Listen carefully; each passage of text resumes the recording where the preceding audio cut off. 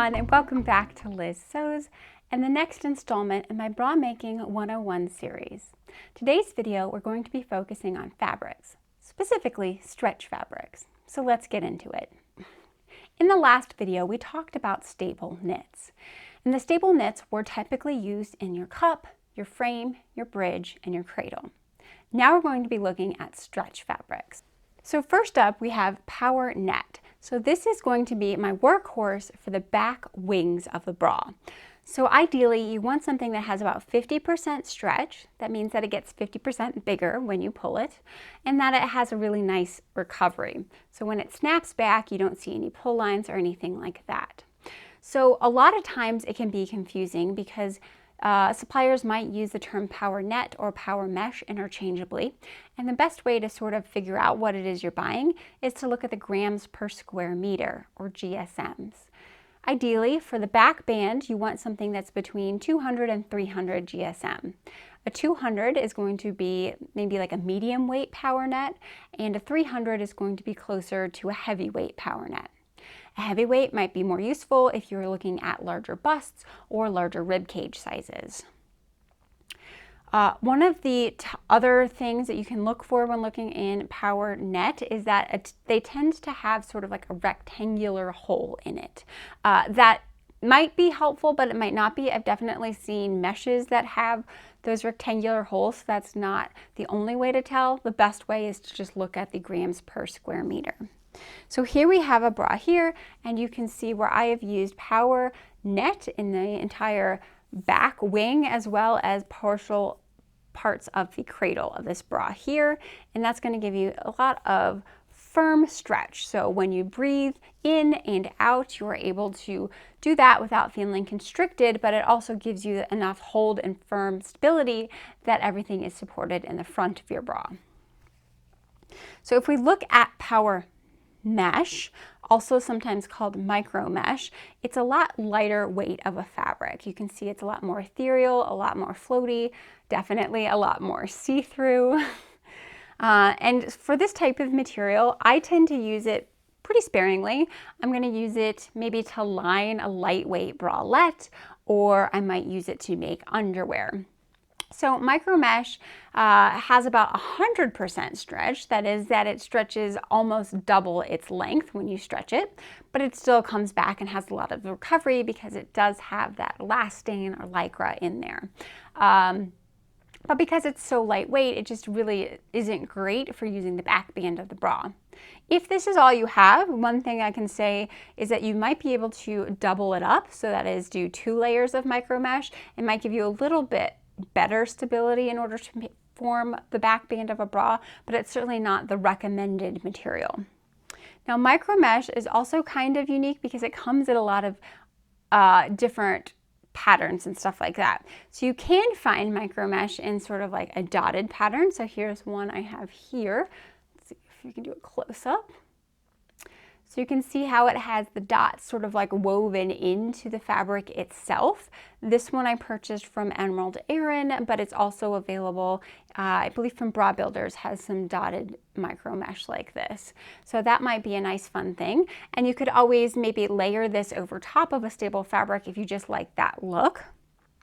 I've also been able to find micro mesh in digitally printed versions. So this is one that I had purchased from Joann's, and you can see how it's got a nice floral design on it. We still have that tons of stretch, good recoverability, but just a little bit too lightweight to be used on the back band by itself.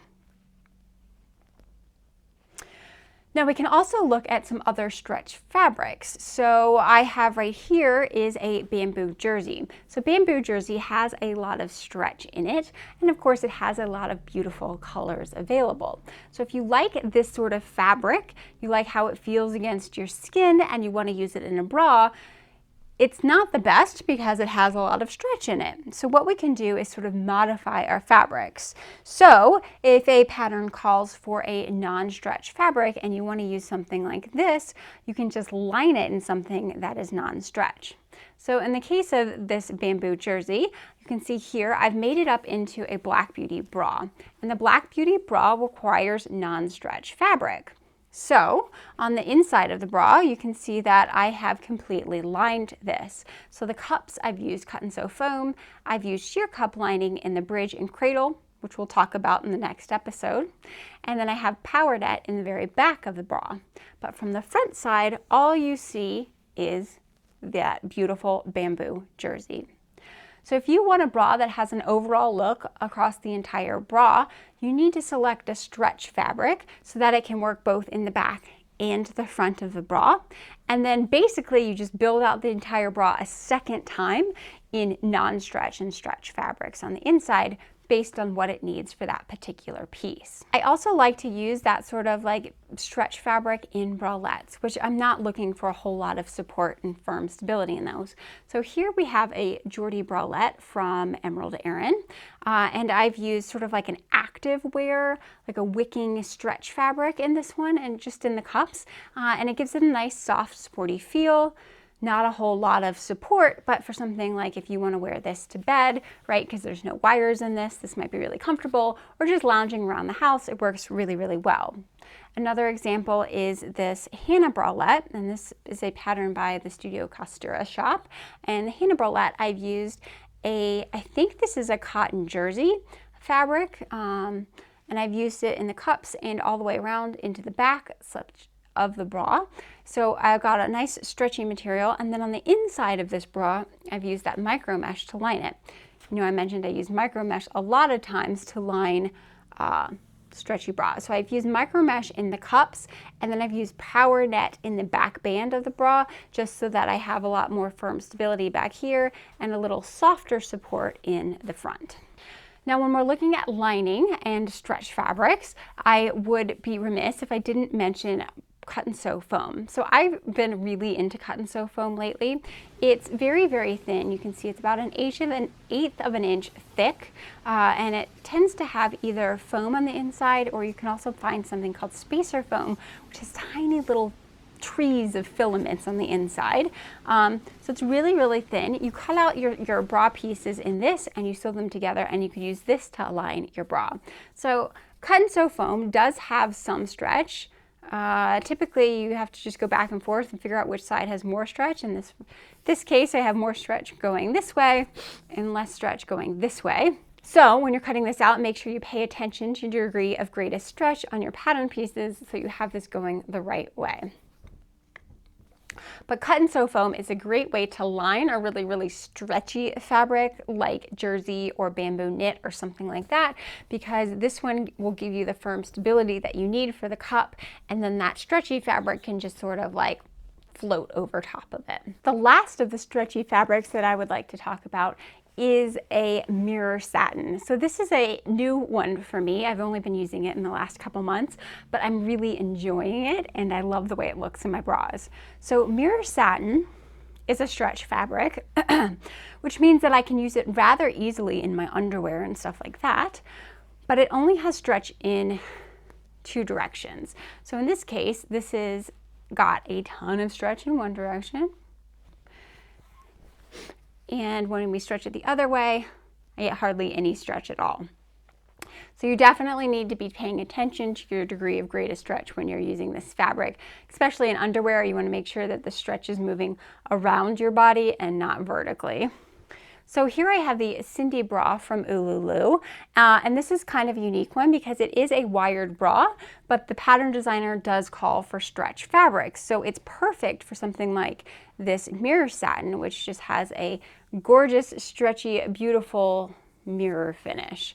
So in this one, I've got stretch fabrics all the way around the bra. And now, of course, because this is what the pattern designer intended I to use with this, it works really well. Had she have called for a non-stretch fabric, I would have had to line this just to make sure that it was firm and stable. But because she wanted stretch, you can go ahead and use it as intended. I know there are some really talented bra makers that use this mirror satin all the time in their staple firm bras, and when they do, they either interface it with something that's non-stretch, or as I had mentioned previously, you just line it with the non-stretch fabrics. So a lot of times you can use any fabric that you want in a bra, you just have to know how to manipulate what's behind it in order to get the desired effect. I hope you guys have enjoyed this look into stretch fabrics for bra making. Come back next time and we start looking at the sheer and lining fabrics. See you next time. Take care.